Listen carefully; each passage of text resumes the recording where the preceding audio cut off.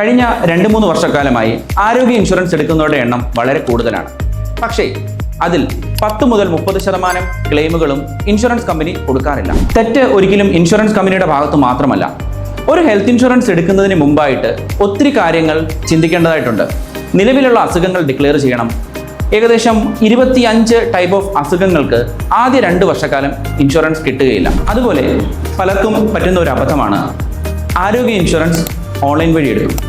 അതിൻ്റെ ദോഷം എന്തെന്ന് വെച്ച് കഴിഞ്ഞാൽ ഏകദേശം 5 മിനിറ്റിനുള്ളിൽ നമുക്കൊരു ഹെൽത്ത് ഇൻഷുറൻസ് എടുക്കാം.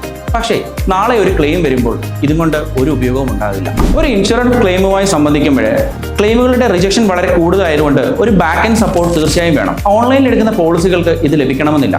അപ്പോൾ നാളെ നിങ്ങൾക്ക് ആവശ്യം വരുമ്പോൾ നിങ്ങളുടെ കൂടെ നിൽക്കുന്ന, നിങ്ങൾക്ക് അറിയാവുന്ന ഒരു ഇൻഷുറൻസ് ഏജൻസിയിൽ നിന്നോ അഡ്വൈസറിൽ നിന്നോ ഇൻഷുറൻസ് എടുക്കുന്നതാണ് എപ്പോഴും നല്ലത്.